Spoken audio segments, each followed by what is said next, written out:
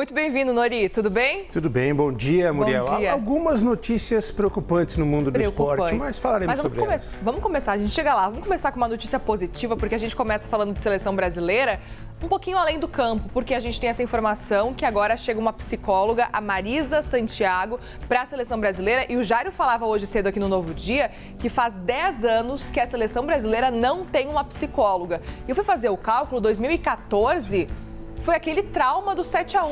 E aí pensaram, tudo bem então, o pessoal ficar sem psicóloga por 10 anos depois desse trauma.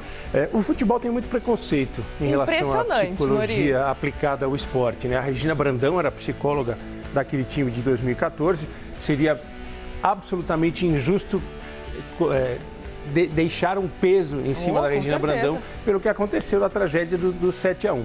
A nova psicóloga, a Marisa Santiago, ela trabalha com o Bahia, Esporte Clube Bahia, e será convocada para os jogos da seleção brasileira como qualquer jogador. É muito importante isso. O Richarlison, que é um dos jogadores mais conhecidos hoje do Brasil, atuou na Inglaterra há muitos anos, ele falou abertamente, de forma corajosa, sobre problemas que ele enfrentou, inclusive de depressão por causa de má fase. Vários jogadores têm falado abertamente sobre isso. O Michael, que jogava no Flamengo e hoje joga na Arábia Saudita, também falou abertamente sobre isso. É muito importante, não apenas para a questão do desempenho esportivo, mas também para a saúde mental do cidadão, não apenas do jogador de futebol. É interessante, a gente ouviu há pouco também o Richarlison falando abertamente sobre esse assunto e que esse assunto deixe de virar um tabu, né? Sim. O próprio Richarlison falou que tinha vergonha de comentar, enfim, agora não tem mais vergonha e fala sobre a necessidade disso. A gente tem visto cada vez mais jogadores darem voz a essa necessidade de saúde mental. Afinal de contas, é uma pressão tremenda estar lá representando o Brasil ou até o seu time lá em campo. Então, é necessário falar de saúde mental. Muito, muito necessário. Houve um tempo em que isso era tratado como frescura, acredite se quiser. Você ia entrevistar um técnico de futebol, falava sobre esse assunto, isso é frescura, jogador de futebol está acostumado com pressão.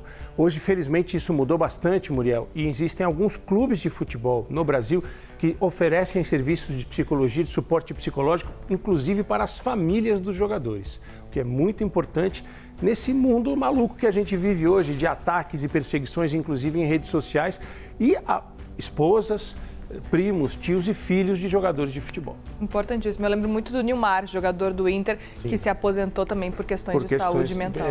Muitos atletas recentemente tiveram problemas, os filhos são atacados, são ofendidos nas escolas e sofrem com isso. Então é muito importante que esses times de futebol do Brasil, são vários, ofereçam também suporte psicológico para os familiares. O Brasil que está ganhando muito, portanto, a seleção brasileira com uma psicóloga entrando nesse time depois de 10 anos, agora tem uma psicóloga de volta, retornando. Vamos falar agora sobre futebol mesmo, Nori. Queria muito saber a sua avaliação, especificamente sobre o que esperar do Endrick chegando agora, talvez, né, como titular na seleção brasileira. Qual é a sua avaliação? É uma ideia muito interessante do Dorival Júnior. É uma seleção muito jovem, Muriel. 8 jogadores foram convocados pela primeira vez para esses amistosos contra a Inglaterra e contra a Espanha. Então, serão feitos muitos testes. Não que o Endrick ainda precise de teste. Embora ele tenha jogado praticamente meia hora pela seleção brasileira em 2 partidas, ele é um cara que já foi muito testado no Palmeiras. As condições que ele enfrentou no Palmeiras, ele foi o principal jogador do clube na reta final do Campeonato Brasileiro do ano passado. E ele vai fazer uma espécie de pré-temporada já com 2 futuros companheiros, o Vinícius Júnior e o Rodrigo, que são titulares e grandes estrelas do Real Madrid. Vai ser interessante para nós, brasileiros, observar como é que eles vão se comportar juntos, claro, se eles forem escalados, e também para a torcida do Real Madrid, ter uma ideia do que eles podem fazer juntos e vão jogar muito tempo juntos. E ele só tem 17 anos também, né? Só 17 anos, gente. Nem parece, né? Porque ele tem uma postura, uma frieza em campo, uma maneira de se comportar, além da força. O Endrick é um atleta que tem uma explosão e nem parece um menino, um adolescente. Ele parece já um adulto consolidado fisicamente e psicologicamente. E os lookinhos, tá sempre muito chique, viu? Sempre. Tá investindo no visual, né? Já deve ter sido, inclusive, orientado lá em Madrid, porque o pessoal na Europa tem uma piada recorrente com os jogadores de futebol brasileiros quando eles vão jogar na Europa e na Itália. Diz que no primeiro treino, enquanto eles vão para o campo, os jogadores pegam as roupas, jogam fora e já colocam outra roupa, um terno bonitinho e tal. Todo chique, Não, ele já chegou, saiu muito assessorado, muito bem assessorado do Brasil, já chegou chique, imagina agora na Europa, né? Ninguém segura o menino Endrick. Agora vamos falar de competições internacionais, gente. Como é que ficou a situação dos brasileiros na Libertadores? Quem que se deu pior? Foi o Palmeiras mesmo? Acho que não. O Palmeiras é um time que vem de vários anos seguidos fazendo a melhor campanha da primeira fase. se classificando sempre em primeiro lugar. A gente pode dizer o seguinte, foi pior para quem caiu no grupo do Palmeiras, porque o Palmeiras hoje é um time muito forte na Libertadores. Então não reclamem, palmeirenses. Não tem que ficar preocupado. Acho que, na verdade, nenhum time brasileiro tem que ficar muito preocupado. Os grupos, isso tudo é teoria. Tá. Depois que a bola rola, tem muita surpresa. Às vezes tem um time pequeno, tipo o Liverpool do Uruguai, que está na chave do Palmeiras. De repente ele surpreende e chega, como já chegou Nacional do Paraguai, já chegou numa final de Libertadores. O que complica a vida de alguns times brasileiros, em especial do Flamengo, é a logística. Viagens longas. Um jogo em La Paz, por exemplo, altitude, além da distância da viagem, não tem tempo para adaptação. Vai jogar em Bogotá também. Menos altitude, mas já impacta, são 2.600 metros e as viagens são muito longas. E jogos do Brasileirão, finais de campeonatos estaduais. E finais de campeonatos estaduais. Você pontuou exatamente, Muriel. Você lembra no ano passado que o Palmeiras tinha a final do Campeonato Paulista com Água Santa? E ele optou por jogar com um time reserva na estreia da Libertadores. O Flamengo e o Palmeiras, passando por isso, e o Atlético Mineiro também, que está na final do Campeonato Mineiro, eles podem enfrentar isso. Além do Grêmio, que provavelmente vai chegar com o Inter na final do Campeonato Gaúcho, né? Para sua alegria, o Inter, seu sorriso de colorada, foi verificado. Agora, a maior preocupação que eu acho que os times brasileiros precisam ter é com um time chamado River Plate.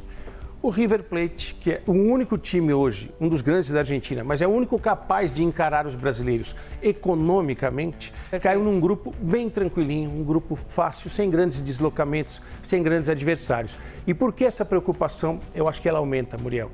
A final da Libertadores de 2024 será em Buenos Aires. Muito provavelmente no estádio do River Plate, o Monumental de Núñez, que foi reformado recentemente, virou um caldeirão para 85 mil torcedores. Né? Agora está muito pior o barulho, eles aproximaram a arquibancada do campo.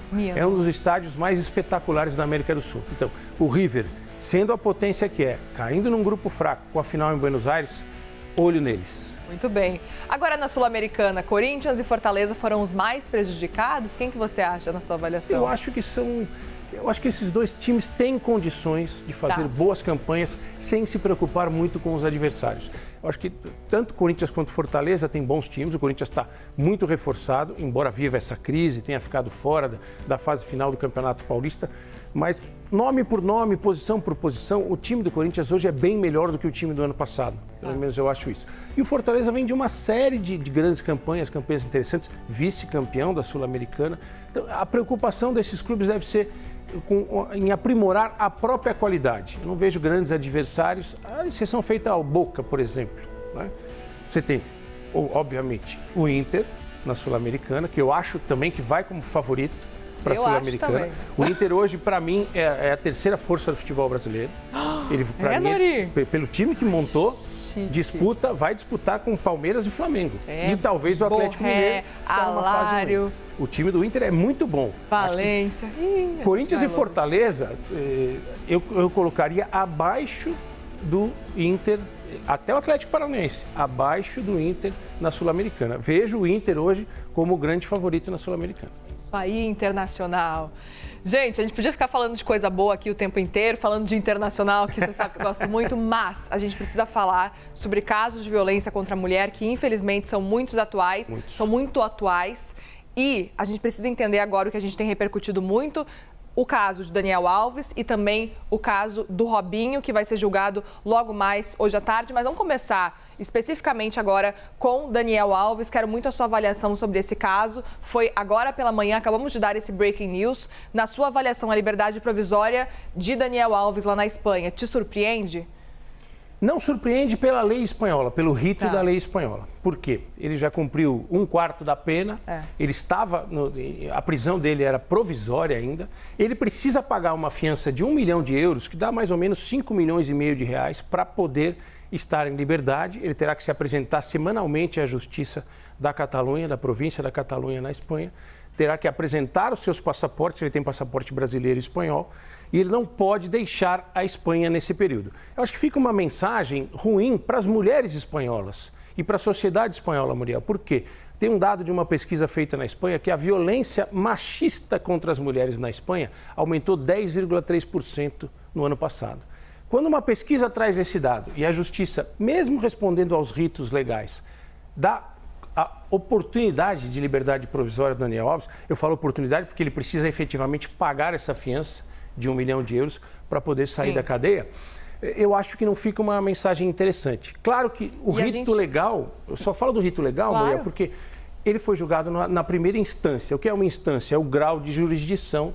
Agora ele vai passar pelo Tribunal Superior de Justiça da Catalunha e depois a Suprema Corte da Espanha, o Tribunal Superior da Espanha, para que essa pena seja efetivamente, como a gente diz aqui no Brasil, ela transite em julgado.